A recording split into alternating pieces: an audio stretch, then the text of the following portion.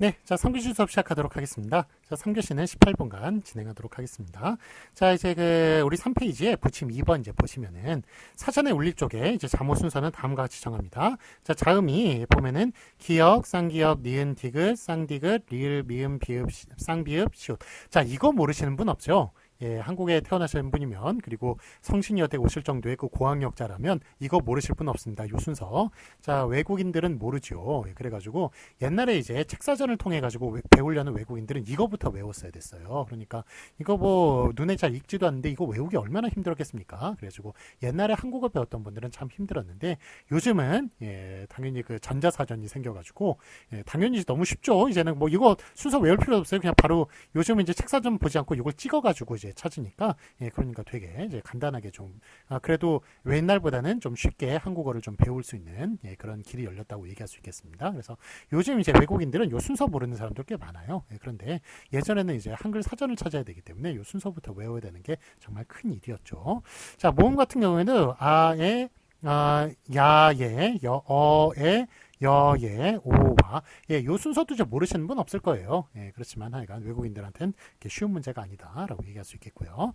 자, 그럼 이제 확인 문제 저기 해설 보겠습니다. 아래 해설 보시면 받침 글자의 차례가 다루지 않았으나 그 순서는 다음과 같다. 그래서 기역, 쌍기역, 기역 시옷, 니은, 니은 지읒, 니은 히읗, 디귿 예, 이런 식으로 이렇게 그 받침도 역시 그 자음과 마찬가지로 그 논리에 따라서 그렇게 그 기역, 니은, 디귿, 리을고 순서에 따라서 이렇게 논리에 따라서 배열이 되는 것을 볼 수가 있습니다. 자, 확인 문제 보도록 하겠습니다. 맞은 것을 곱하시오. 자, 이거 키역일까요? 키윽일까요? 예, 다시 한 번 말씀드리지만 기역만 기역이고요. 이거는 키읔이라고 읽는다고 제가 말씀을 드렸습니다. 그 다음에 자, 부침 1번 보시겠습니다. 1번 보시면 자, 요거 끼역일까요? 끼윽일까요? 쌍기역일까요? 쌍기역일까요? 예, 이거 쌍기역이라고 기역에다가 앞에 쌍자만 붙이는 것이라고 예, 말씀을 드렸습니다. 그래서 1, 2, 3, 4번 중에 3번이라고 말씀드릴 수 있겠습니다. 자, 이번에는 그 4페이지 우리 소리에 관한 것 제3장 해보도록 하겠습니다. 제1절 된 소리를 이제 보도록 하겠습니다. 한글 맞춤법 5항 된 소리 표기를 보시면 제황 한 단어 안에서 뚜렷한 까닭 없이 나는 된 소리는 다음 절의 첫 소리를 된 소리로 적는다. 자, 그러면 여기 뚜렷한 까닭 없이 나는 된 소리가 있으니까 뚜렷한 까닭 있게 나는 된 소리도 있겠군요. 뚜렷한 까닭 있게 나는 된 소리. 예, 그 소리가 뭡니까? 그게 바로 된 소리 되기 현상이죠.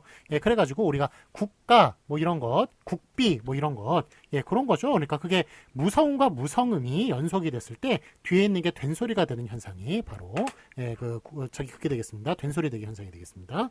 자, 국가 보겠습니다. 국비 뭐 이런 식으로. 자, 요거 무성음이거든요. 무성음과 유성음은 무성음 같은 경우에는 이게 성대가 잘 울리지 않고 나는 소리예요. 그 다음에 유성음 같은 경우는 성대가 좀 많이 울리면서 나는 소리입니다. 그래가지고 우리가 손을 대보고 이게 이렇게 이렇게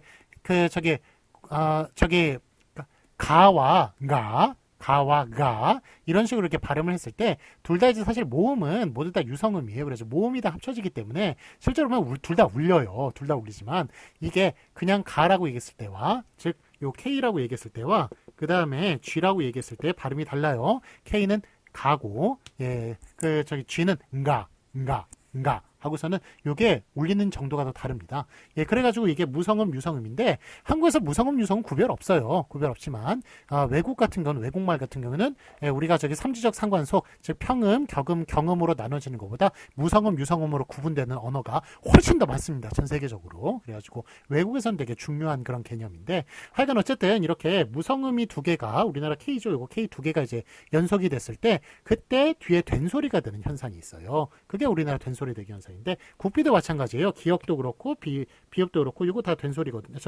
무성음이거든요. 이거는 무성음인데 요것에 이제 유성음은 비죠. 예, 그런데 약간 P라는 이제 무성음이라서 이 무성음과 무성음이 합쳐졌을 때 그때 연속이 됐을 때 뒤가 된 소리로 발음되는 현상. 요게 된 소리 되기 현상입니다. 이게 뚜렷한 까닭이 있게 나는 된 소리예요. 뚜렷한 까닭이 있게 나는 된 소리. 자, 그런데 뚜렷한 까닭이 없게 나는 된 소리는 뚜렷한 까닭이 없이 나는 된 소리는 표기에 반영을 합니다. 표기에 반영을 하지만 그렇지만 이런 뚜렷한 까닭이 있게 나는 된 소리는 표기에 반영을 합니까 안 합니까? 국가라고 써요? 국가라고 써요? 국가라고 쓰죠? 국비라고 씁니까? 국비라고 씁니까? 국비라고 씁니다.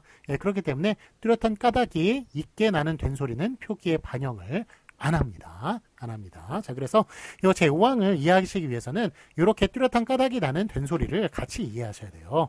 자, 그래서 이거는 자, 일단은 여기 제5항에 관련된 그 내용은 뚜렷한 까닭이 없게 나는 된소리는 그게 원래 된소리니까 된소리 표기를 한다. 그런 내용이 되겠어요.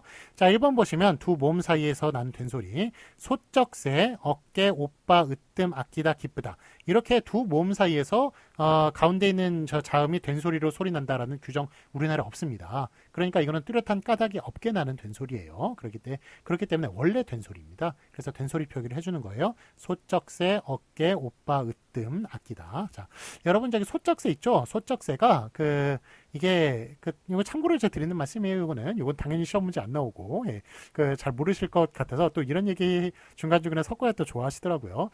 소쩍새가 여러분 되게 좀 귀엽게 우는 작은 파랑새 같은 거, 뻐꾸기나 이런 거, 그런 새로 생각이 되세요? 아니면 몸집 크고 좀 무서운 새로 생각이 되세요?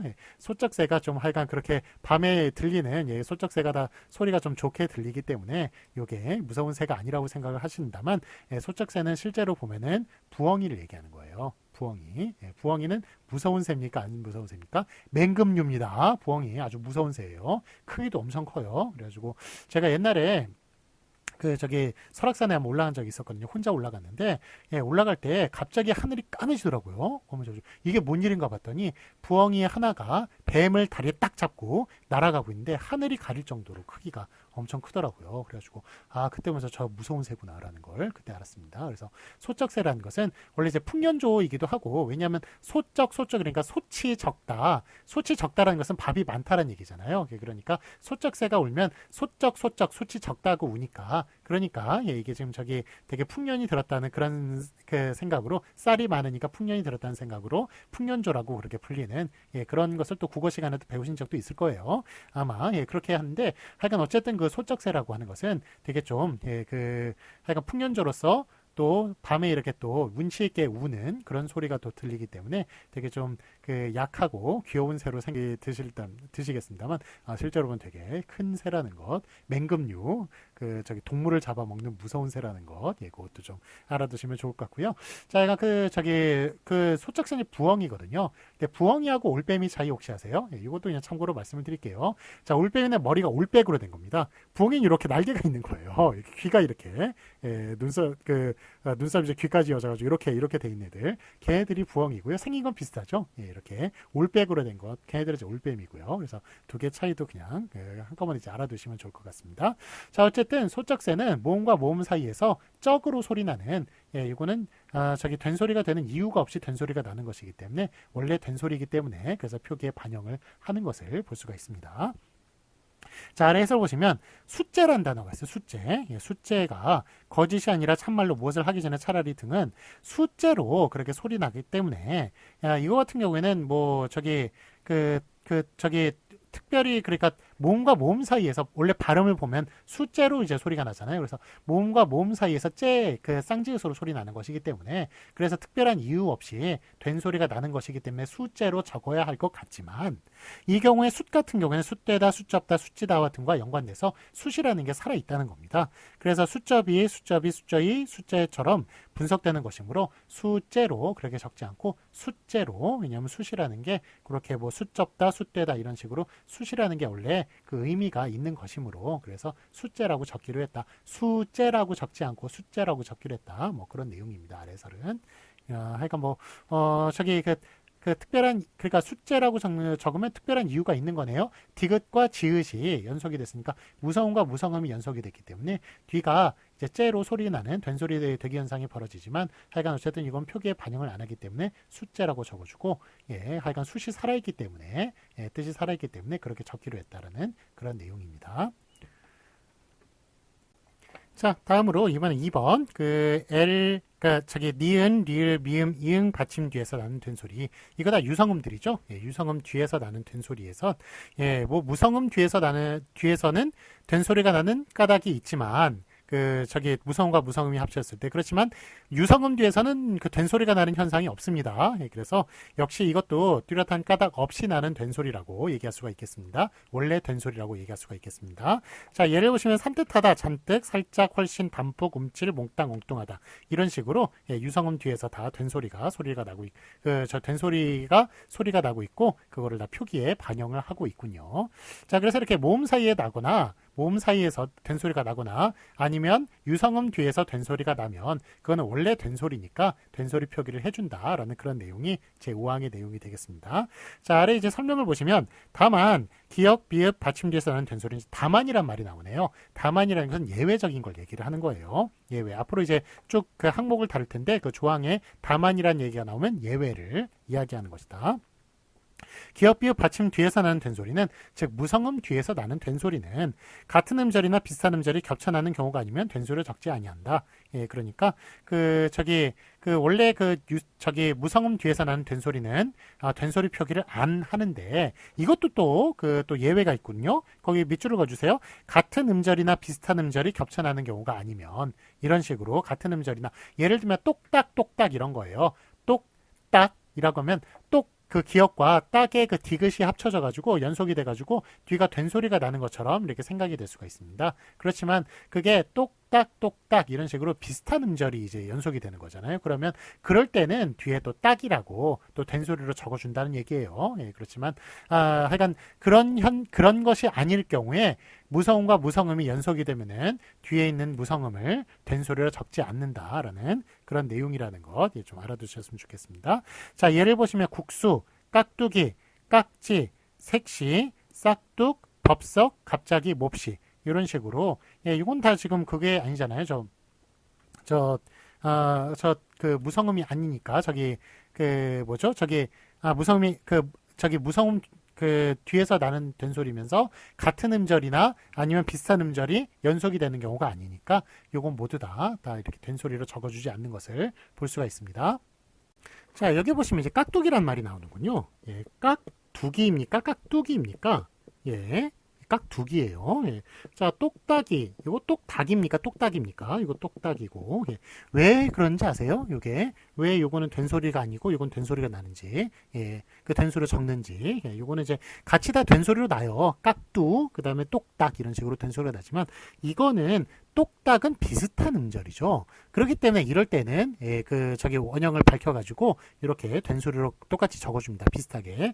그렇지만 깍둑 같은 경우는 이 깍두기에서 왔을 텐데 깍과 둑이 비슷한 음절인가요? 같은 음절인가요? 전혀 비슷한 음절 아닙니다.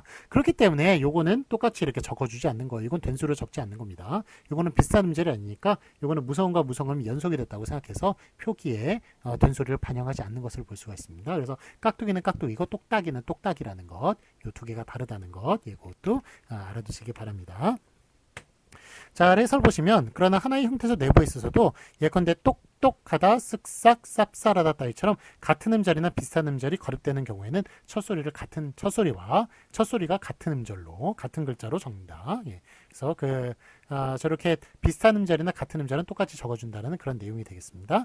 자, 아래 확인 문제 보도록 하겠습니다. 맞은 것에 오피하시오. 자, 두 모음 사이에서 이게 해쓱하다 이런 식으로 이제 적어주고 있는데, 자, 이거 두 모음 사이에서 이렇게 된소리가 나는 것은 원래 된소리라고 그랬죠. 그러니까 표기에 반영합니다. 그래서 해쓱하다 앞에 게 맞고요. 자, 그러면 2번 울림소리 뒤에서 즉 유성음, 울림소리나 유성음이나 같은 말이에요. 여기 뒤에서 나는 된소리는 우리나라에 유성음 뒤에서 된소리가 난다는 그런 현상은 없기 때문에 그래서 원래 된소리로 나는 거예요. 원래 된소리인 거예요. 그래서 듬뿍하다 표기에 지금 반영을 해줘서 듬뿍하다가 아니라 1번 듬뿍하다가 맞다고 얘기할 수가 있겠고요.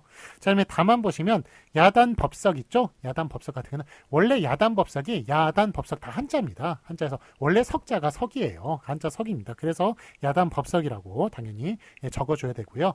야단 빼고 법석이네 라는 식으로 말을 할 때도 있어요. 그것도 원래 그 법석이 한자니까 이게 불교 용어입니다. 그 불교의 석가모니가 야단, 즉 들에 거기에서 단 위에서 법석, 법회를 열 때는 법 자리를 열 때는 그때는 사람들이 막 와글와글 했다고 그래요. 엄청나게 많이 모였으니까. 그래서 그게 야단 법석, 그 사람들이 많이 모여 있는 모습을 야단 법석이라고 부르는 거죠. 그렇기 때문에 원래 석자가 한자 석자이기도 하고, 그 다음에 또 무성음이 연속이 될 때는 표기에 반영을 안 한다는 그런 규칙도 있기 때문에 야단 법석이라고 뒤에 걸로 적어주는 게 맞습니다.